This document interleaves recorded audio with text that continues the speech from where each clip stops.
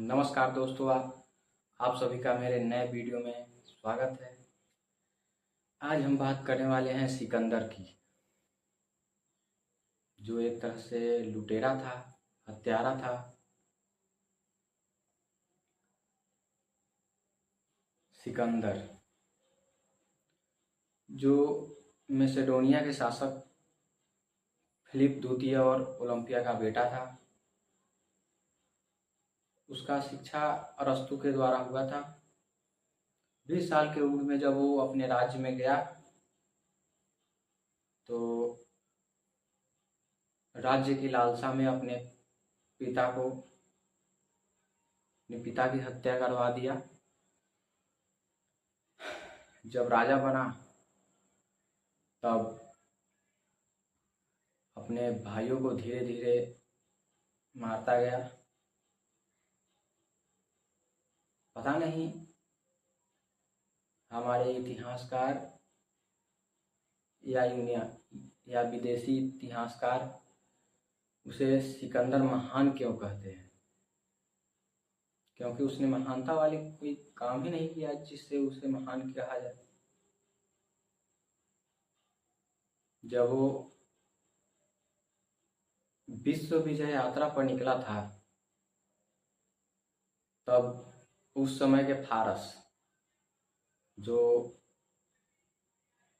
सबसे बड़ा और शक्तिशाली राष्ट्र हुआ करता था आज के समय में, ईरान, उसे जीत लिया और वहाँ ऐसा नरसंहार हुआ। वहाँ औरतों पर इतना अत्याचार किया, वहाँ की संस्कृति को बर्बाद कर दिया। तो महान होने का तो उसने कोई कार्य नहीं किया था, फिर महान क्यों हो गया, कैसे हुआ? जब वो धीरे धीरे भारत के तरफ बढ़ने लगा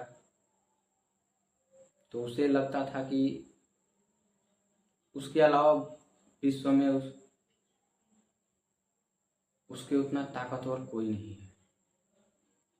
लेकिन जब वो झेलम नदी के पास पहुंचा तो झेलम नदी के किनारे एक राष्ट्र हुआ करता था, पौरव राष्ट्र, जहाँ के राजा पोरस थे। उससे उसका सामना पहली बार हुआ। हमारे देश के पोरस, उन्होंने बहुत बहादुरी के साथ सिकंदर के सेना का सामना किया, लेकिन उनके पास बहुत छोटा सेना था, उसके कारण वो हार गए। लेकिन सिकंदर के सैनिकों का इतना हानि किए ना, उसने ये सोचा एक छोटा राष्ट्र अगर इतना हमारा हानि कर सकता है तो आगे क्या। तो महानता क्यों? अत्याचार करना महानता है?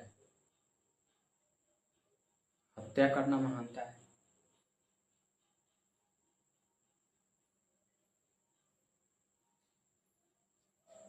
यूनानी इतिहासकार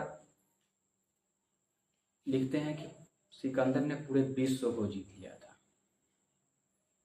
लेकिन सत्य यह है कि उसने विश्व के लगभग 10 से 15% हिस्से पे कब्जा किया था।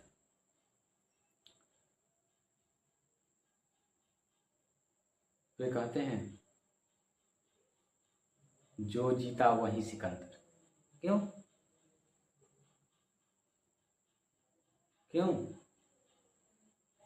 हम तो जो जीता वही पोरस, जो जीता वही चंद्रगुप्त मौर्य।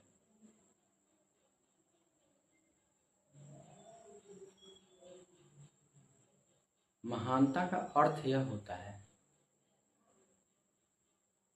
कि उसके किसी कार्य से उसके जनता पर कोई अत्याचार ना हो, उससे कोई हानि ना हो, लेकिन वो अपने 32 साल के उम्र तक अत्याचार ही किया, तो महान नहीं हुआ। हमारे लिए, हमारे देश के लिए महान पुरुष हैं, चंद्रगुप्त मौर्य हैं और अशोक हैं। हम तो इन्हीं लोगों को महान मानेंगे। अशोक मैंने नाम लिया। बहुत सारे लोग अशोक को गलत मानते हैं, क्योंकि कलिंग के साथ युद्ध में बहुत नरसंहार किया, लेकिन शायद वे नहीं जानते कि उस युद्ध के बाद अशोक ने अपना हथियार कभी नहीं उठाने का शपथ ले लिया, और उसके बाद उसने मानवता के लिए जो किया, शायद वो इतिहास में शायद कोई राजा ने किया है। तो हमारे लिए तो महान अशोक हुए, चंद्रगुप्त मौर्य हुए, महाराणा प्रताप हुए, पृथ्वीराज चौहान हुए।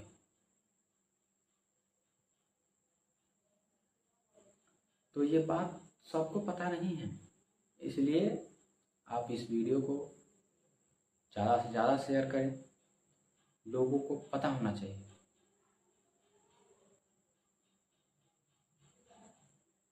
इसलिए इस वीडियो में इतना ही। फिर मिलते हैं नेक्स्ट वीडियो में, तब तक के लिए नमस्कार।